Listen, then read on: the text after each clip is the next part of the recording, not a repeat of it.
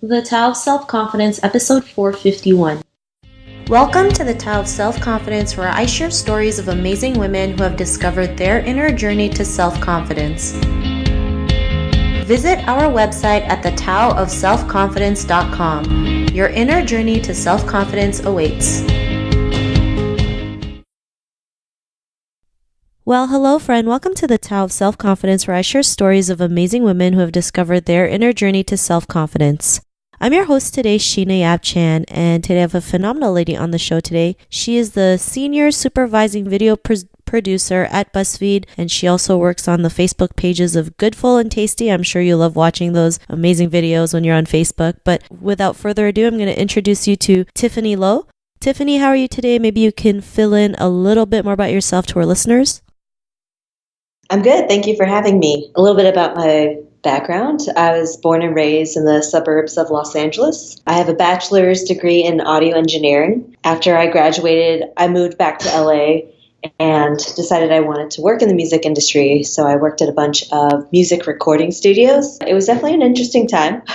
And I got to work with some pretty big names while at the various studios. After that, I decided to work in a different area of music by working at the Grammys, the award show. And I worked for one of their nonprofit organizations, the Grammy Foundation. So I did a lot of stuff geared towards music education for high school students. After that, I decided that I wanted to take a bit of a career change and I wanted to focus more on video making. So I started as an intern at BuzzFeed Video when it was just starting up. And I've been here for the past 4 years, and I currently work on the Facebook pages, Tasty and Goodful. Awesome. Well, thanks for sharing that. And Tiffany, what's your cultural background? My parents are from Hong Kong, and they both moved when they were teens. So they've been here for around over 50 years. And yeah, but I was born and raised here, and a lot of my family and relatives live here as well. Thanks for sharing that. And what would be your favorite self-confidence quote? I have two that I like. I like hard work beats talent when talent doesn't work hard. And the second one is never let failure get to your heart and never let success get to your head.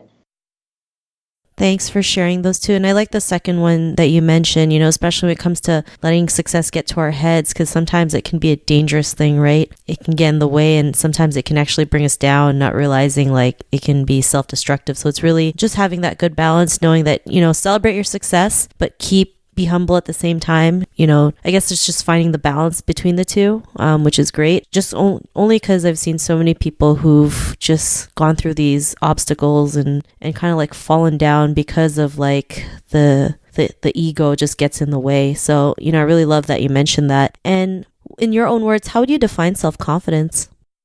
My definition of self-confidence, I think there are different parts. I think it's knowing who you are as a person, knowing your abilities, but also being self-aware of your faults, but also not letting that get to your head too much or not letting that get to your heart and letting that stop you and get in the way of the things that you know that you can do, but knowing that you're not perfect and that you're not necessarily using your faults as an excuse, but it's part of who you are and everybody has them, but you're also comfortable with who you are. And just knowing that you are capable of reaching your goals. You might not be able to do all the things that you want to do right now, but knowing that you have the ability to work hard and the intelligence to learn and to get to that level eventually.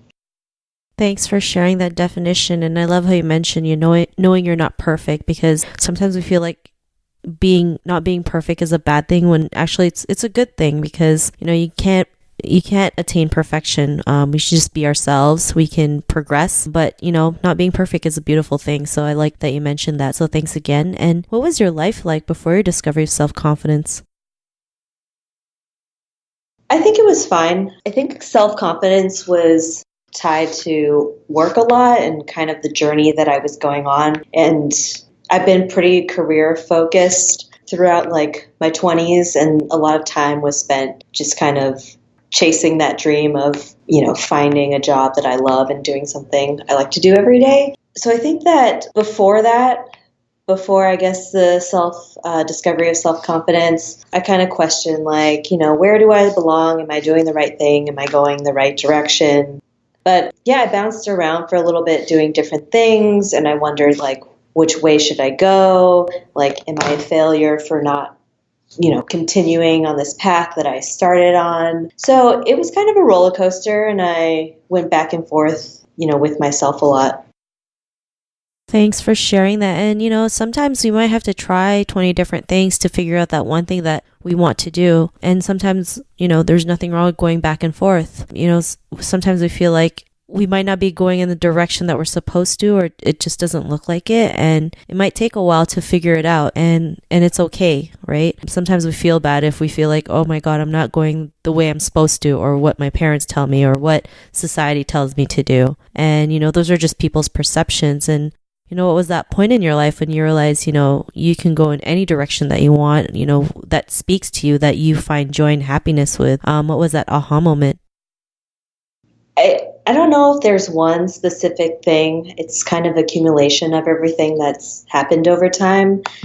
But something that I always keep in the back of my mind is when I was working at recording studios and I was like cleaning and running errands and getting people food, I was interning for free at a studio. I was working crazy hours, but that's what you needed to do in order to move up the ladder. Like, you were an intern, and then you were interning for the chance to become a runner, which was basically a glorified intern, except you got paid minimum wage. So I was doing that, and one of the tasks that we were supposed to do, and the one that everyone hated doing, and to be honest, no one really ever did, was mopping the back employee area. It sounds kind of weird, but I remember one night I was mopping the back, and I was working with the senior runner.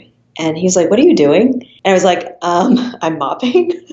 And he looked at me and was like, "You're working really hard. Like, nobody ever mops back here." And I was like, "Yeah, it's part of the job." And that was that. That was the end of that interaction that night. But however many months later, that same runner was leaving the company. And when he talked to management on his way out, he was like, "You know what? You should hire Tiffany because she works hard." And then they hired me, and I was able to take his position. And obviously, I felt like I had worked hard and I earned that position. It also showed me, like, you never know who's watching you, and you never know what's going to come your way. So always work hard, whether, someone's watching or if it's behind closed doors. And I feel like good things will happen to you. And it also ties into the first quote that I had mentioned earlier, which was like, hard work beats talent when talent doesn't work hard. I know that there are so many more talented people than me out there, especially people that, like, I've worked with, but I also know that I can work hard and get to that level. And while I can say, like, oh my gosh, that person's so much more talented than me, I've tried to not let it discourage me. And knowing that, while they might have that skill set and I might have another, I know that I can work hard and get to a certain level.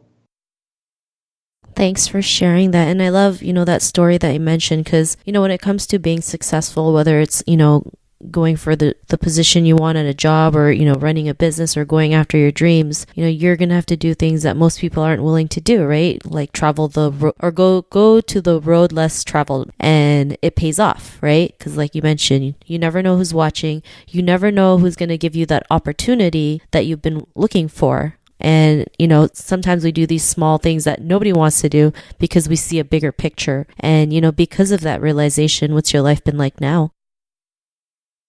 I think it's been great. I keep in mind just all the things that I've done in the past to get me there. And even when things haven't gone my way, and I've definitely had a fair share of things not going my way, I've always seen it as a blessing in disguise. And at the time, it seems like it really sucks. But looking back on a lot of events in my life in terms of, like, career and also, like, dating, I've realized that, oh, that's it's a good thing that that didn't happen and that didn't follow through. And even though I really wanted it at the time, I'm glad that I didn't get what I want. I think after that discovery, it was just a confidence booster because I knew that I I could work hard. And also, especially, I was in a very male heavy environment, and being in entertainment, you're constantly in that environment. So I actually benefited from being a female because nobody really remembered all those guys' names. They remembered, oh, that one female intern. So that helped me. But knowing that, like, hey, if I work hard, no matter whether I'm a female or male, I can get places. And I've tried to never let that stop me from getting to certain places that I want to go. Awesome. Well, thanks for sharing that. And, to the woman who's listening to your episode, she may be in her own journey of self-confidence. What would be that one tip you would give to her? I would say just ride that roller coaster. Life is full of ups and downs. You're going to have times where you're feeling great. You're going to have times where you're not feeling so hot. But just don't get too stuck in that low point. And when you are stuck in that rut, you also need to help yourself out and know that, like, while it might suck that you're going through this right now, nothing will last forever. So you can do it and you can get out of there. But it's just like not getting too down on yourself and also not getting too high and riding that high horse. Like, same thing we were talking about before, like letting success get to your head and failure get to your heart is just kind of, I guess, keeping a balance, making sure that you're in the middle and celebrating success, but also not celebrating too much, I suppose. Thanks for sharing that. And I love that you mentioned ride that roller coaster of life, because a lot of us might be scared of roller coasters, but it's just taking action that matters the most, even if you're screaming at the top of your lungs. But it's all good. Right. And we've all done that. Yeah, I'm guilty of that. And Tiffany, if our listeners wanted to get to know a little bit more about you and what you do, is there any links or social media profiles we can connect with?